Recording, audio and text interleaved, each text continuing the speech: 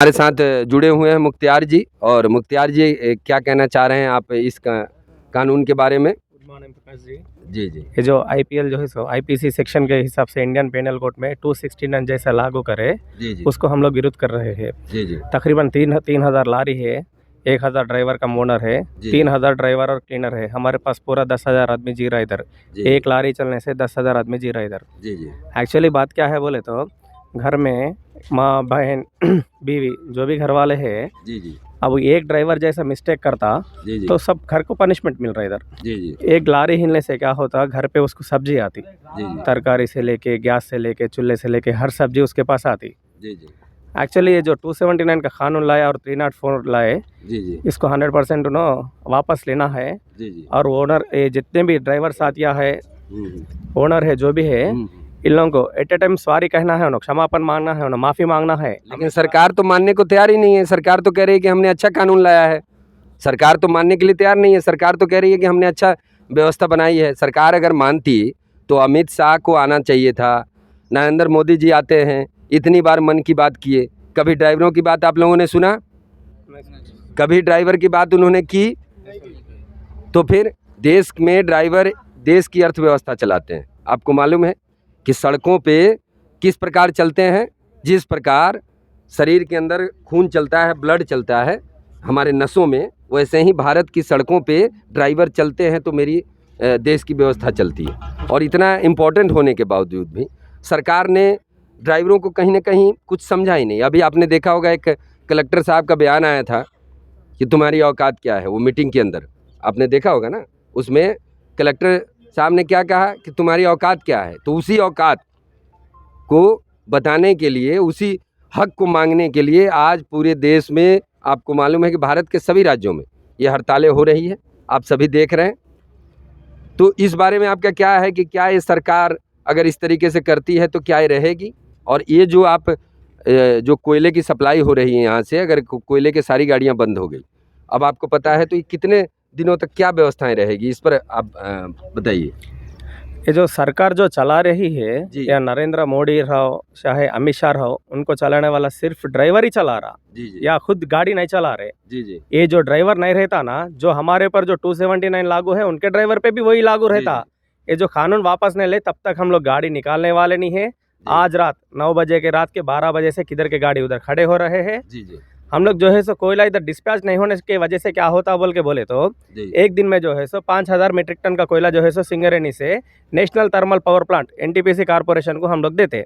जी जी वो जो है सो आज रात के 12 बजे से रोक देते उसको। जी अंधेरे में रह जाता, देश पूरा अंधेरे में रह जाता। जैसा वो एसीओ में बैठ के जो बयान दे रहे हैं जी। आज, ड्राइवर नहीं रहे तो क्या होगा तो बोले। अभी आप जब कोयले की सप्लाई बंद हो जाएगी, जी जब कोयले की सप्लाई बंद हो जाएगी यानी चारों तरफ अंधकार, हाँ। ये समझने की बात है हाँ। कि जो कोयले की सप्लाई बंद हो जाएगी, डीजल वाले कल से ही बंद कर दिए। डीजल भी हाँ, डीजल वाले जो आईओसी में कल से ही बंद कर दिए, सारे ड्राइवर चले गए। तो जब डीजल नहीं जाएगा, कोयला नहीं जाएगा तो बंद हो गया ना, तो कल से सप्लाई बंद हो गया। जी जी कल से ही पूरा बंद है। तो सप्लाई जब बंद हो जाएगी, तो जब सप्लाई बंद हो जाएगी तो आप समझ सकते हैं, क्योंकि इस वीडियो को जितने लोग देख रहे हैं, मैं उन सभी से कहना चाह रहा हूं कि भारत में उन सभी ड्राइवरों तक ये आवाज़ पहुंचनी चाहिए जो इस वीडियो को शेयर करें। और जितना हो सके कि लोग अगर जिनको ना मालूम है, लोग नहीं समझ पा रहे हैं, आज देख लीजिए कि यहाँ कोयला, डीजल सारा, अब यहाँ से क्या होगा कि सब्जी, सारी चीज़ें, गाड़ियाँ बंद हो जाएगी। और सरकार को अब इस पे कब निर्णय देना है, कब अमित शाह आते हैं, कब नरेंद्र मोदी जी आते हैं, कब नितिन गडकरी जी अपनी चुप्पी को तोड़ते हैं कि भाई देश में ड्राइवरों का क्या है। और श्रीनिवास जी भी कुछ कहना चाह रहे हैं। हम लोग बोल रहे हैं, देश का एक बात बोल रहे हैं जी ये अपन बॉडी में रैतु रवाना रंगम, ये जी। दो इम्पोर्टेंट है। रैत खाने लगाता है, रवाना रंगम सप्लाई करता रहता है। जी जी ये दोनों का खत्म कर दिया है मोदी सरकार। इसको हम लोग 4 महीना में वोटिंग में हम लोग खत्म कर देते, ये सवाल ही नहीं है। जी जी मतदान में दिखाएंगे सारे ड्राइवर, ये देश में ये बात तय है। और मोटर रंगम में ड्राइवर ऑनर जो भी है, मतलब गाड़ी मालिक पूरा एक ही आता हाँ है, एक ही आता है। मगर కానా లగానా వాళ్ళ రైతే. రైతులు ఎంత ముఖ్యమో రవాణా రంగం కూడా దేశానికి అంతే ముఖ్యం. ఈ రెండు రంగాలను నడ్డి విరిచే ప్రయత్నం మొత్తం మోడీ సర్కార్ చేస్తూ ఉంది. 100% మేమందరం యూనిటీ అయి మోడీ సర్కారు ఈసారి వచ్చే పరిస్థితి లేదు. మేము కూడా ఏం చేయాలని ఓటుతోని వీళ్ళకు బుద్ధి చెప్తామని చెప్పి మేము మోటార్ రంగం మొత్తం ఒకటై వీళ్ళకి బుద్ధి చెప్తామని మేము మీకు ఈ వీడియో ద్వారా మేము చెప్తా ఉన్నాం. वोट मतदान के द्वारा सारे लोग भारत की सरकार को बताएंगे। और आप भी कुछ अपने विचार रखना चाह रहे हैं? हाँ, इधर हमारे पास जो है सो जी। रामागुंडम RFCL बोल के है, जी जी। इधर से यूरिया निकलता, हर स्टेटों के लिए हम किसानों को यूरिया देते रहते। अच्छा, यूरिया भी यहीं से? हाँ, यूरिया इधर से ही सप्लाई करते। तेलंगाना में गोदावरी का नीचे बहुत बड़ा प्लांट है, RFCL बोल के है, रामागुंडम फर्टिलाइजर कारपोरेशन लिमिटेड बोल के है। जी जी। इधर किसानों के लिए अब चाहे कौन से भी गांव को किसान को यूरिया जाना बोले तो, खेती बाड़ी करना बोले तो इधर से यूरिया जाता। ये जितने भी गाड़ी है इधर गाड़ियों से ही सप्लाई देते हम लोग, हर स्टेट को सप्लाई देते, ऑल ओवर इंडिया में सप्लाई करते हम लोग। आज जो इन लोग काला कानून बना के बैठे 279 का, जैसा वापस नहीं लेंगे तो हर ड्राइवर को है। आज मैं सभी भाइयों बहनों से गुजारिश कर रहा हूँ, अपने पति को अपने भाई को लारी पे आने के लिए मना कीजिए। चाहे उसको कुछ भी हो जाता, 10 साल की जेल है, 7.5 लाख का जुर्माना जो है सो एक्सेप्ट कर दिए। लास्ट महीना 24 को लागू कर दी ये चीज़। इसलिए बोल के क्या कर रहे हैं हम लोग पूरे मिलके एक कट्टा हो के जो है सो इसको जो है हम स्ट्राइक के जरिए मतलब यहाँ कोयले की भी सप्लाई बंद हो जाएगी, डीजल बंद है कल से। और उसके बाद जो यहाँ से जो खाद जाता है रामागुंडम से जो जाता है वो खाद का भी सप्लाई बंद हो जाएगा। आइए आप भी आइए, यहाँ जाइए ना, एक मिनट जी। మోదీ సర్కార్కు తెలియజేయనిది ఏమనగా ఈరోజు ఉద్యోగాలు లేక నిరుద్యోగం ఎక్కువై ఓ లారీ కొనుక్కొని లారీ మీద బతుకుదామంటే నల్ల చట్టాలు తీసుకొచ్చి డ్రైవరు అనేటోడు లేకుండా చేసి ఇబ్బంది పెడుతున్నాడు. ఇది కరెక్ట్ కాదు. ఇట్లా చేస్తే రవాణా రంగం మొత్తం దెబ్బతింటుంది. ఇప్పుడు రైతుని ఎట్లా ప్రియారిటీ ఇస్తారో, జవానికి ఎట్లా ప్రియారిటీ ఇస్తారో మాకు కూడా ప్రియారిటీ ఇవ్వవలసిందిగా మోదీ సర్కార్కు విన్నవిస్తున్నాం. అట్లా కనుక అదే చట్టాలు కనుక అమలు చేస్తే ఒక్క డ్రైవరు పనిచేయడు, ఒక్క డ్రైవరు రోడ్డు మీదకి రాడు. ఇప్పటికే మా తర్వాత మా వారసులు కానీ రావాలంటే కూడా ఇబ్బంది పడతారు. చాలా ఇబ్బంది ఎదుర్కొంటున్నాం. మాకు ఎన్నో ట్యాక్సీల ద్వారా కానీ చాలన్ల ద్వారా కానీ రోడ్ల మీద ఎదురయ్యే దాన్ని ఎవడు మమ్మల్ని పట్టించుకునేటోడు లేడు.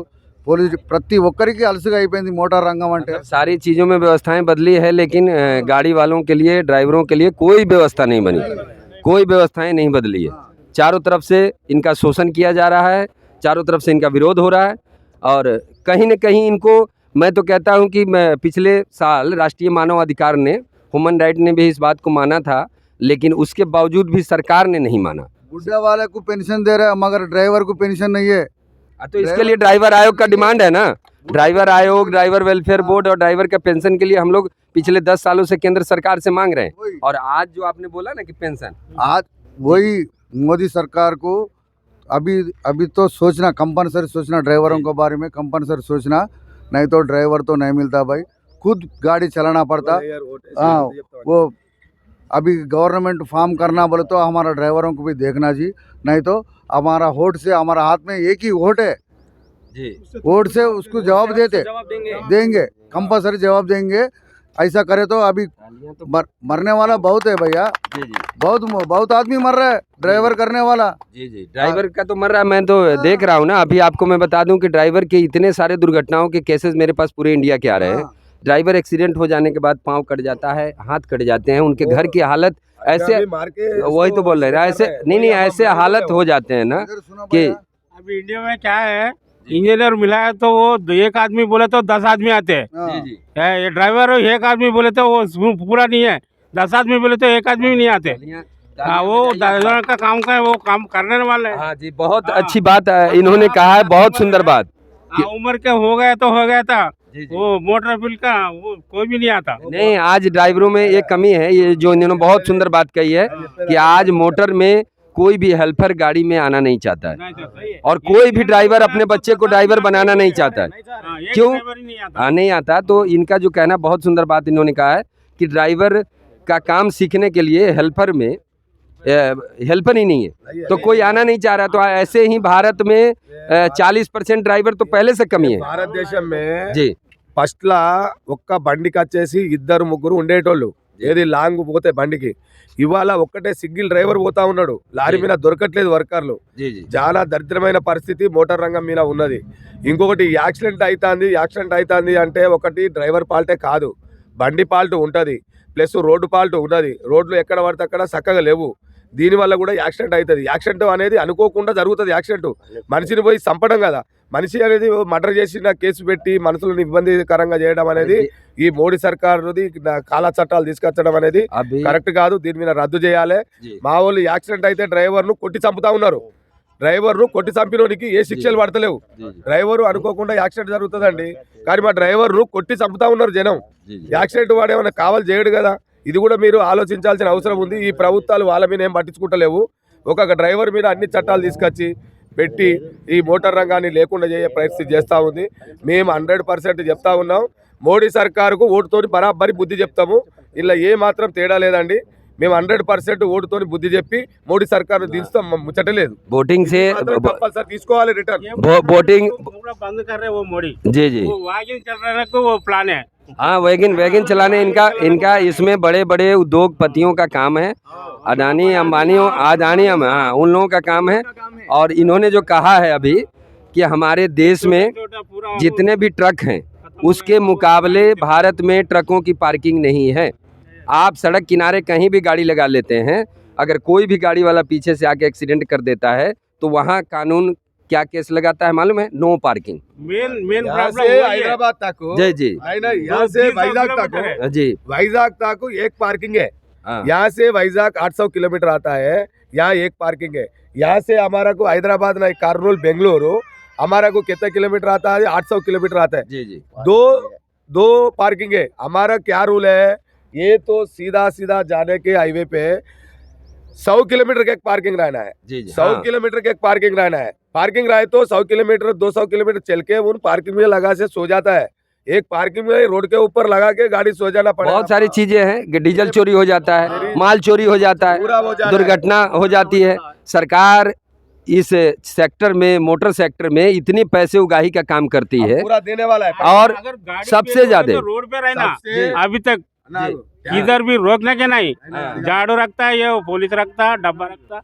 फिर गाड़ी फेल हो गए तो रोड पे रखना, जी। रोड पे रखे तो आदमी मरते हैं ना। हाँ दुर्घटनाएं। हाँ। तो सरकार इस सेक्टर से इतनी उगाही कर रही है, इतने पैसे आमदनी कर रही है, चाहे वो डीजल के माध्यम से, देने वाला पैसे वही हर चीज में, डीजल में, टैक्स में, हर जगह तो आप दे रहे हैं। आप बॉर्डरों के ऊपर चले जाइए, जिस बॉर्डर पे आप जाएंगे गाड़ी आपकी बराबर है, वजन आपका बराबर है, उसके ऊपर भी आपको एंट्री के पैसे देने हैं। वही क्यों? दे रहा है। रोड के ऊपर पुलिस वाले, 8 ट्रैफिक वाले, किलोमीटर में- सारे लोगों का लूट का केंद्र बना हुआ है ये सेक्टर। हाँ, ये 60 पूरा किलोमीटर हमारा में बता दो तुम्हारा एक टोल गेट रहता, जी 60 किलोमीटर में एक टोल गेट रहता, जी जी 300 किलोमीटर में पार्किंग नहीं रहता।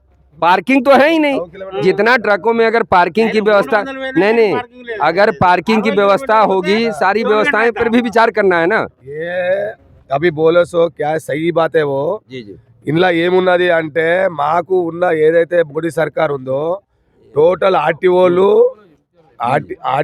బార్డర్ల మీద మా అన్ని బరాబర్ ఉన్నా అవి అన్ని డబ్బులు మహారాష్ట్ర పోతే డబ్బులు వసూలు చేస్తా ఉన్నారు. మహారాష్ట్ర మొత్తం గలీజ్ ఉన్నది వ్యవస్థ, ఇవి బార్డర్ మీద డబ్బులు వసూలు చేస్తా ఉన్నారు. ఈడ పార్కింగులు లేవు.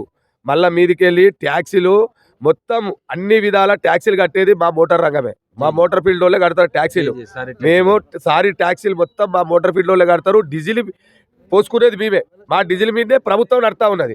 30-40 రూపాయలకు వచ్చే డీజిల్ 100 రూపాయలు తీసుకుంటే 60 రూపాయలు ట్యాక్సీ, లీటర్కి 60 రూపాయలు ట్యాక్సీ కట్టి మేము ప్రభుత్వాన్ని నడిపిస్తూ ఉంటాం. మా మీదే మొత్తం నల్ల చట్టాలు తీసుకొచ్చి మా మీద పెట్టి మా వ్యవస్థను మొత్తం సర్వనాశనం చేస్తూ ఉన్నారు. 100% దీని మీద వాళ్ళకు బరాబరి బుద్ధి చెప్పే ఆసనం ఉన్నది. ఇలా ఎట్టి పరిస్థితుల్లో బరాబరి బుద్ధి చెప్తాం. सरकार को 3 गाड़ियां हैं, एक दिन में 3 फूटा खाना नहीं है। कल तो बता रहे थे कि हाँ। वो एक गाड़ी भी मेरे को 3 गाड़ियां हैं, हाँ, हाँ। ये एक दिन में 3 प्लेट नहीं है।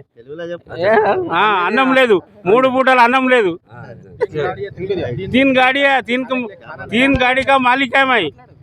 आज ये हालत है। आप खाना नहीं है। हाँ, आप अपने विचारों को रखिए। क्या नाम है आपका? मेरा नाम బాబురావు है। जी जी बाबूराव जी। आज ऐसे తెలుగు చెప్తా, ఇలాంటి చట్టాలు తీసుకొచ్చిననుకో రేపు రాబోయే రోజులలో ఒక డ్రైవర్ కూడా ఉండడు. जी जी అందుకని ఈ చట్టాలను మొత్తం రద్దు చేయాలి. డ్రైవర్ వ్యవస్థ, ఓనర్ వ్యవస్థ నడవాలంటే కంప్లీట్గా ఈ పెట్టిన 2 సెక్షన్లు రద్దు చేసి जी మా లారీ ఓనర్లను కానీ లారీ డ్రైవర్లను కానీ మాకు మంచిగా జరగాలని, ఈ రోడ్ వెంబడి కానీ ఏదైనా టోల్ గేట్లు ఉన్నాయి, రోడ్లు చక్కగా లేవు, యాక్సిడెంట్లు అవుతున్నాయి. యాక్సిడెంట్ అయితే డ్రైవర్ ప్రాబ్లం ఏది ఉండదు, అన్ఎక్స్పెక్టెడ్గా యాక్సిడెంట్ అనేది జరుగుతుంది.